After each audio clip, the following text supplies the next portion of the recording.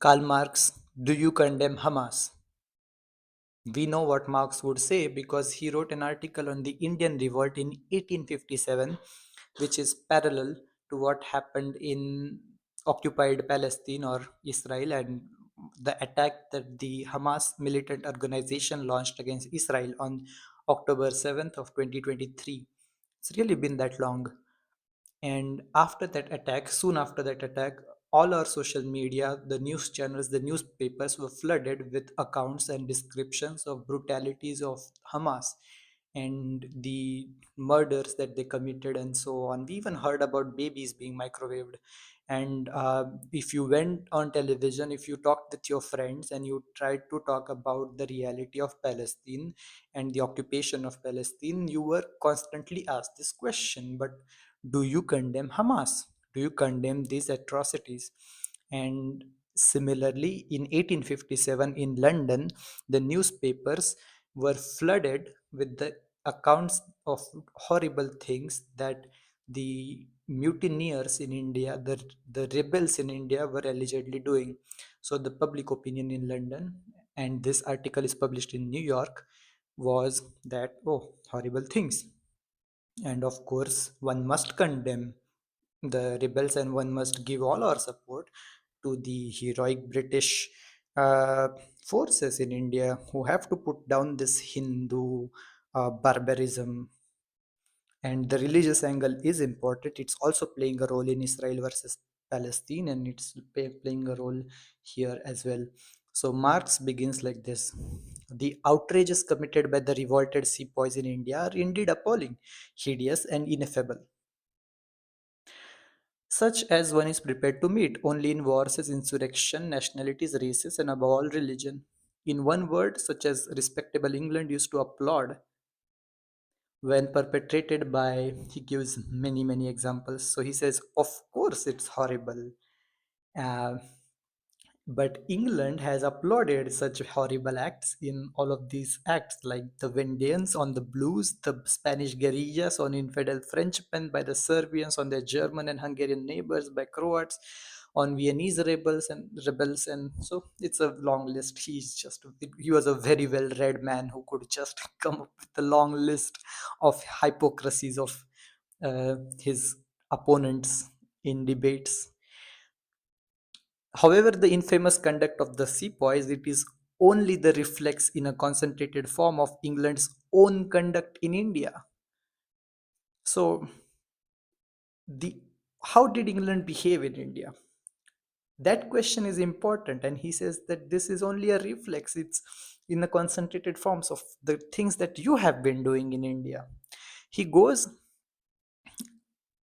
into details about the things that the British officers themselves have written.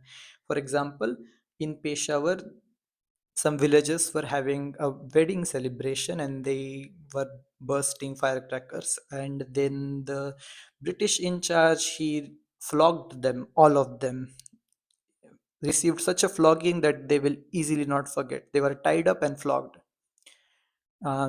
He writes, an officer in civil service from Allahabad writes that we have the power of life and death in our hands, and we assure you, we spare not. Not a day passes, but we string up front 10 to 15 of them non-combatants. So the cruelty, and not just this direct cruelty that we're talking about, the hanging people and keeping a score of how many people you have hanged and flogging them for disturbing your sleep, and he also talks about the financial, the extraction and the exploitation and starvation that is brought upon by the British. For example, the Indian revolt does not commence with the Rayat. He knows these words. This is very interesting. Rayat, Zamindar, and so on. So he was very well read on this subject. Right, commence with the riots, tortured, dishonored, and stripped naked by the British, but with the sepoys, clad, fed, petted, fatted, and pampered by them. He knew very well what was going on. And back then, very few of us even had the voice to know what was going on. Now, he goes into discussing whether the reports that are coming, like the babies being microwaved, that are even real, because he questions the veracity of the journalist, because the journalist was writing from Bangalore and Mysore, far from the action, far from Peshawar and Delhi, where all the action was taking place.